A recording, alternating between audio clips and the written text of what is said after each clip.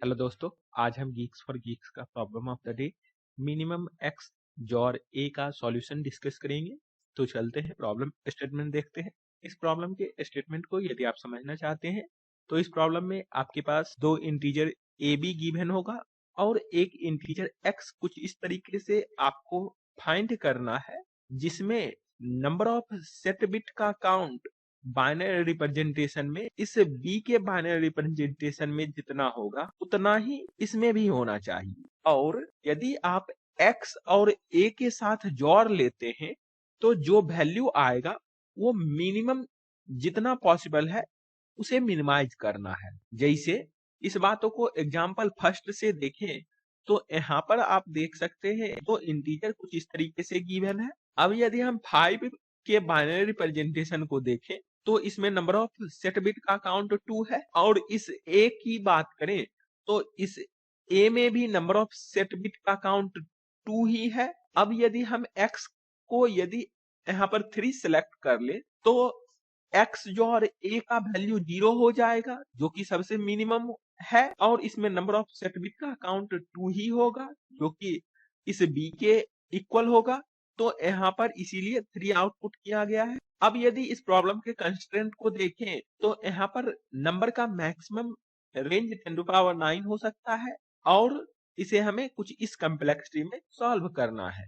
तो चलते हैं अब हम गिवन प्रॉब्लम को गिवन कम्प्लेक्सिटी में किस तरीके से सॉल्व करें उसके लिए लॉजिक समझते हैं। सबसे पहले हम आपसे ये शेयर करना चाहते हैं कि कोई भी प्रॉब्लम जिसमें बिटवाइज ऑपरेशन की बात की गई जैसे जॉर ऑपरेशन या फिर एंड ऑपरेशन या और ऑपरेशन कोई भी बिटवाइज ऑपरेशन तो उसमें आप डेसिमल सिस्टम की बजाय बाइनरी सिस्टम में अपने प्रॉब्लम को सोचना स्टार्ट करें और तब आगे प्रोसीड करें तो आप उस प्रॉब्लम को इजीली सॉल्व कर पाएंगे। जैसे मान लीजिए हमारे पास यहाँ पर a का वैल्यू 7 गिवन है और b का वैल्यू 12 गिवन है। अब यदि हम इस 7 के बाइनरी रिप्रेजेंटेशन को देखें तो वो हमारा 111 होगा और 12 का बाइनरी रिप्रेजेंटेशन 1100 होता है और इसमें नंबर ऑफ सेट बिट का काउंट 2 है और यहाँ पर हमें x का वैल्यू ऐसा सिलेक्ट करना है जिसमें इस b में जितना नंबर ऑफ सेट बिट है उतना ही हो जो कि यहाँ पर 2 है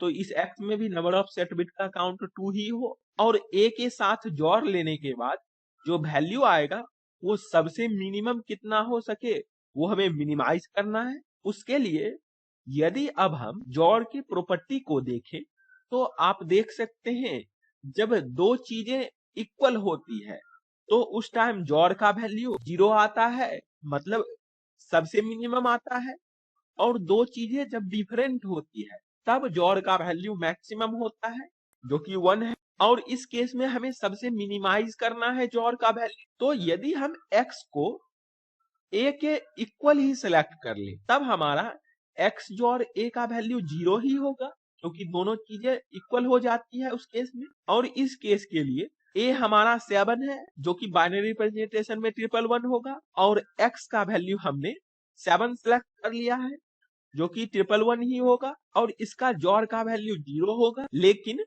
हमें यहाँ पर x में जो नंबर ऑफ सेट बिट का काउंट है वो इक्वलाइज करना है इस b में जितना नंबर ऑफ सेट बिट है। उसके लिए यदि हम यहाँ पर x में देखें तो इस केस में 3 नंबर ऑफ सेट बिट हो रहे हैं और हमें 2 ही रखना है।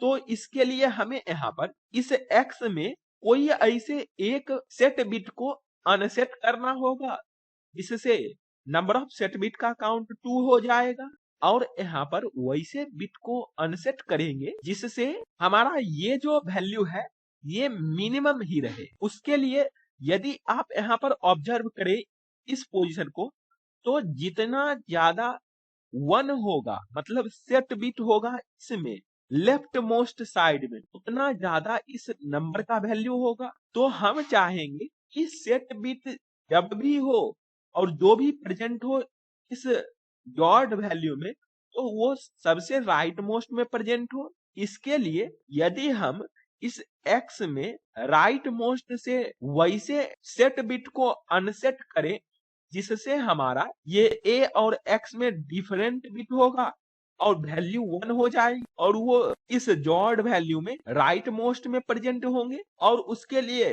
यदि हम यहाँ पर इस बिट को 0 कर दे तो जॉर्ड वैल्यू हमारा 1 होगा और यही सबसे मिनिमम पॉसिबल वैल्यू x का होगा, जिससे एज और x का वैल्यू मिनिमाइज हो सकता है। और यहाँ पर x का वैल्यू 110 आया है, जो कि ये हमारा 6 है। तो इसीलिए इस दोनों वैल्यू के लिए हमारा x का वैल्यू 6 होगा। लेकिन यदि a का वैल्यू 12 हो जाए और b का वैल्यू 7 हो जाए तो उस केस में हम x को a से पहले इनिशियलाइज करेंगे, तो हमारा बाइनरी रिप्रेजेंटेशन में a 1100 होगा और x भी हमारा 1100 हो जाएगा। और जोड़ लेंगे तो हमारा ये वैल्यू जॉर्ड वैल्यू 0 हो जाएगा। लेकिन यदि हम इस 7 की ये बाइनरी रिप्रेजेंटेशन में नंबर ऑफ सेट बिट की बात करें तो वो 3 होंगे।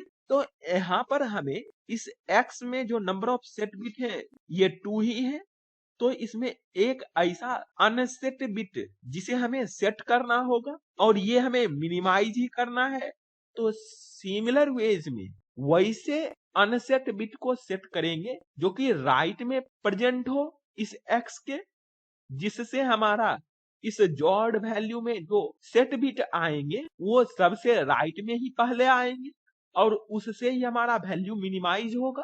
उसके लिए हम यहाँ पर इस बिट को सेट कर देंगे और उसके बाद हमारा x 1101 हो जाएगा और ये वैल्यू हमारा 13 है और इससे ही जॉर्ड का वैल्यू हमारा ये आ पाएगा जो कि सबसे मिनिमम पॉसिबल है और इसमें नंबर ऑफ सेट बिट का काउंट इस b के इक्वल हो जाएगा। तो ऐसा ही अप्रोच हम अपने प्रॉब्लम में अप्लाई करेंगे। तो चलते हैं, अब हम इसके लिए कोड डिस्कस करते हैं। यहाँ पर सबसे पहले हम जावा कोड देखेंगे। उसके लिए सबसे पहले हम एक काउंट सेट बिट फंक्शन लिखे हैं जो कि एक नंबर n में कितने नंबर ऑफ सेट बिट हैं उसके बाइनरी रिप्रेजेंटेशन में ये रिटर्न करेगा। उसके लिए सबसे पहले हम एक ct नाम का वेरिएबल 0 से इनिशियलाइज कर देंगे और एक while लूप तब तक रन करेंगे जब तक n हमारा ग्रेटर देन 0 है। और इस लूप के अंदर n को ऑलवेज 2 से डिवाइड करते जाएंगे और सबसे पहले हम देख लेंगे कि n का 2 से मॉडुलस लेने के बाद रिमाइंडर 1 आता है। यदि रिमाइंडर 1 होगा तो वो बिट हमारा सेट होगा, तो उसके लिए हम काउंट में इंक्रीमेंट कर लेंगे और इसी काउंट को रिटर्न कर देंगे। उसके बाद हमने यहाँ पर मिन वैल फंक्शन जो गिवन है उसे कंप्लीट किया है। उसके लिए सबसे पहले हम इस a और b में जो काउंट ऑफ सेट बिट है उसे फाइंड करेंगे। उसके लिए काउंट सेट बिट फंक्शन से हम इस ए बी में कितने नंबर ऑफ सेट बिट है वो काउंट कर लेंगे और उसके बाद सिंपली हम आंसर को ए से इनिशियलाइज कर देंगे, जो कि x को हमने यहाँ पर a से इनिशियलाइज कर रहा है। और फिर हम देखेंगे कि क्या हमारा नंबर ऑफ सेट बिट दोनों में इक्वल है, मतलब a1 और b1 इक्वल है।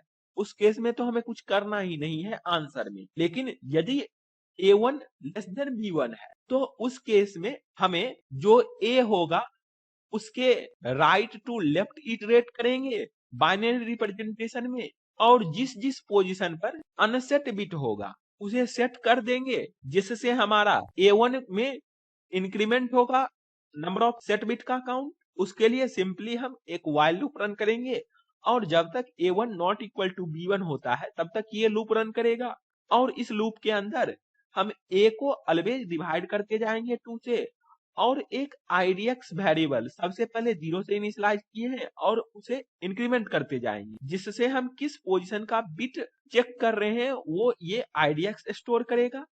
और उससे पहले हम देख लेंगे कि क्या हमारा गिवन पोजीशन का बिट अनसेट है, जो कि a में 2 से मॉडुलस लेने के बाद 0 रिमाइंडर आएगा और उस केस में हम उस बिट को सेट करेंगे। उसके लिए सेट करने के बाद a1 को इंक्रीमेंट करना होगा और आंसर में हमें ऐड करना होगा इस पोजीशन पर। यदि हम सेट करते हैं तो 2 टू द पावर idx, जो कि सिंपली 1 को लेफ्ट शिफ्ट कर देंगे idx टाइम तो वही हो जाएगा। इसीलिए हम आंसर में इंक्रीमेंट कर लेंगे 1 को लेफ्ट शिफ्ट करने के बाद idx टाइम से। और यदि हमारा a1 ग्रेटर देन b1 होता है तो उस केस में हमें जिस पोजीशन पर सेट बिट होगा वैसे पोजीशन के बिट को अनसेट करना होगा। तो उसके लिए सिंपली हम सिमिलर वेज में कोड लिखेंगे और सबसे पहले हम यहाँ पर IDX को 0 से इनिशियलाइज कर देंगे और जब तक A1 not equal to B1 होता है तब तक हम ये लूप रन करेंगे और इस लूप के अंदर A को डिवाइड करते जाएंगे 2 से और IDX को इंक्रीमेंट करेंगे और जब हमारा IDX पोजीशन का बिट सेट होगा तो A मॉडुलस 2 हमारा 1 आएगा और उसके लिए A1 को हम डिक्रीमेंट करेंगे और आंसर में भी हमें डिक्रीमेंट करना होगा 2 का पावर IDX से, जो कि 1 को लेफ्ट शिफ्ट कर देंगे IDX टाइम और लास्ट में सिंपली हम आंसर को रिटर्न कर देंगे। तो इस कोड को सबमिट करते हैं और देखते हैं कि क्या ये रन करता है।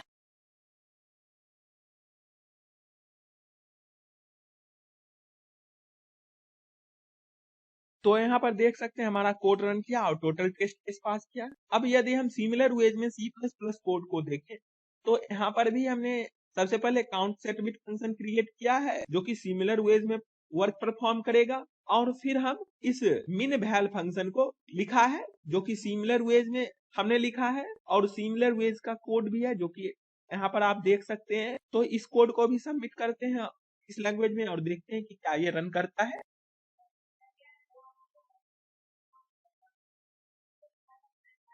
तो यहाँ पर देख सकते हैं हमारा कोड रन किया और टोटल टेस्ट केस पास किया। अब यदि हम इस कोड के कम्प्लेक्सिटी की बात करें तो यहाँ पर देख सकते हैं हमारा ये count set bit function log of n time run करेगा और इस मिन वैल फंक्शन के अंदर हम इस काउंट सेट बिट फंक्शन को कॉल कर रहे हैं जो कि log of A plus log of B time run करेगा और फिर उसके अंदर हम ये व्हाइल लूप रन कर रहे हैं इफ एल्स के कंडीशन के अंदर जो कि ये भी हमारा लॉग ऑफ ए टाइम ही रन करेगा।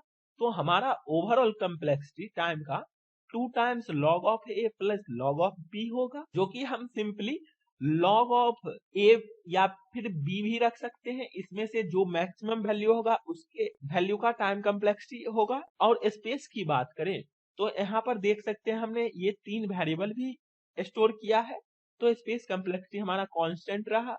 तो आई होप आपको ये दोनों डिफरेंट लैंग्वेज के कोड और लॉजिक समझ आए होंगे। तो फिर मिलते हैं किसी अगले वीडियो के साथ, तब तक के लिए कोडिंग करते रहिए, बेस्ट ऑफ लक। और हम इस दोनों डिफरेंट लैंग्वेज के कोड का लिंक डिस्क्रिप्शन बॉक्स में प्रोवाइड कर देंगे तो वहां से आप चेक कर सकते हैं और आप अपना कमेंट सेक्शन में फीडबैक जरूर दें कि इस वीडियो में क्या लैक है तो हम उसी अकॉर्डिंग अपने वीडियो को इम्प्रूव करेंगे आपके लिए।